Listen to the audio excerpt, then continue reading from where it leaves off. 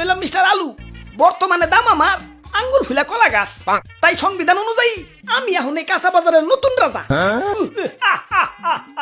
জয় মহারাজের জয়, জয় দেশি আলুর জয়। ওইসে থাম থাম।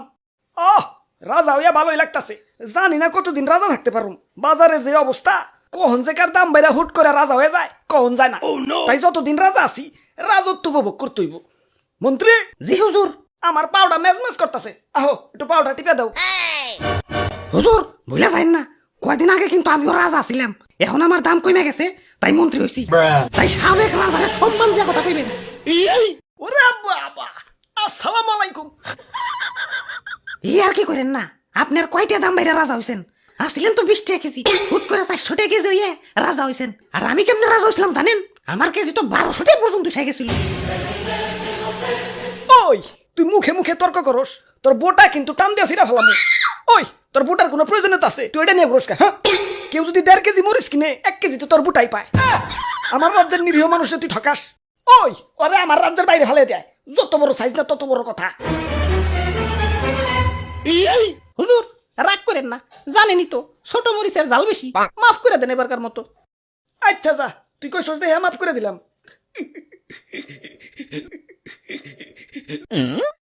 ওই আমার অনেক অনেক ক্ষোভ আছে। আমার দাম যখন স্বাভাবিক আসিল, মানুষ আমার দাম দেয় নাই। যাতা তরকারির সাথে আমার রানছে, ডিম রানবো আলু দাও, সিম রানবো আলু দাও, ঘরে তরকারি নাই আলু ভর্তা বানাও। একটু ইজ্জত আসিল না। গরুর মাংসের সাথে আমার রানলে তাও নিজের একটু বড় বড় মনে হইতো, কিন্তু একদল লোক আবার সেই মাংস থেকে আলু মালু সাইটে রেখে বাইসা বাইসা খালি মাংস খাইতো। এখন আমার সস্তা মনে করস ভালো কথা, এভাবে সাজিয়ে গুছিয়ে গরুর মাংসের সামনে আমার অপমান করার মানেটা কি? আমার কি কোনো আত্মসম্মান বোধ নাই? এখন দাম বাইরা রাজা হইছি, কিন্তু অতীত ভুলা যায় নাই। প্রতিশোধের লেলিহান অগ্নিশিখা এই রক্তে প্রবাহিত। যারা আমার দুঃসময়ে মাংসের তরকারি থেকে বাচ্চা বাচ্চা মারে সরিয়ে রাখছে, আমার অপমান করছে, ওদের আমি কাছে পাইলে ইস কি যে করমু, ওদের আমি শুলে জানাবো। চুপ, এত কথা কিসের? এটা কাঁচা বাজার, মাছের বাজার না। এমনিতেই সকাল থেকে কাস্টমার পাইতেছি না। ওরে বাপুরে, এক কাস্টমার আইসা পড়ছি। দেও এক পা কাঁচা মরিচ দেও। খারাও কাঁচা মরিচ দিবে, মাগার বুটা ফালিয়ে।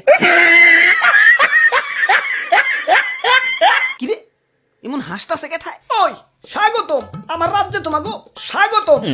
ওরে বাপুরে, আলু দি কথা কয়। তোমার রাজ্য? তোমার রাজ্য মানে? হ, এই কাঁচা বাজারই আমার রাজ্য, আর এই রাজ্যের রাজা আমি। হ্যাঁ, আর কয়দিন আগে আমি রাজা ছিলাম। আর তার আগে আমি রাজা ছিলাম। ওরে বাপুরে, এটা তুমি কান্দো কেন? আর পিয়াজ যাত্রাই কেমন জানি, কাটাকুটির সময় কেউ আর হাসি মুখে কাটতে পারে না। কাজের বেটি থেকে জমিদারের বেটি সবাই আমার চোখের পানি ফেলতে ফেলতে কাটে। আমি আমার মায়া মানুষের কান্না সহ্য করতে পারি না। আরে কি কষ্ট।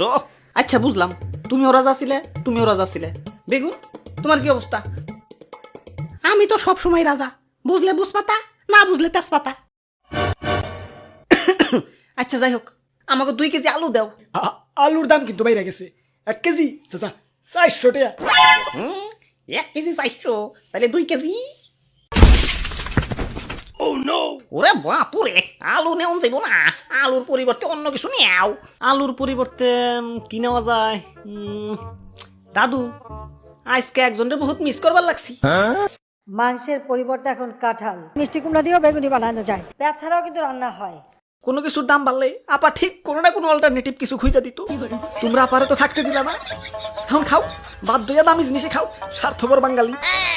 তাইলে আর কি, দেও আমাকে 150 গ্রাম আলু দেও। হ দাও, বড় বড়টা পয়সা দিও। আরে তোমার দাঁতে কি হইছে? দাঁত খোঁচাইতাছো কে? আর কইও না, সকালে আলু দিয়ে মাংস রানছে তো, তাই দাঁতে মাংস এখনো বাইজা রয়েছে। ওই দাঁতে কি খালি মাংসই বাচ্ছে, আলু বাজে নাই? আমি তো আলু খাই নাই, খালি মাংস খাইছি। বাইসা বাইসা আলু গিলা সাইডে রাখছি। আমি তো আলু খাই নাই, খালি মাংস খাইছি। বাইসা বাইসা আলু গিলা সাইডে রাখছি। প্রতিশোধ, আক্রমণ।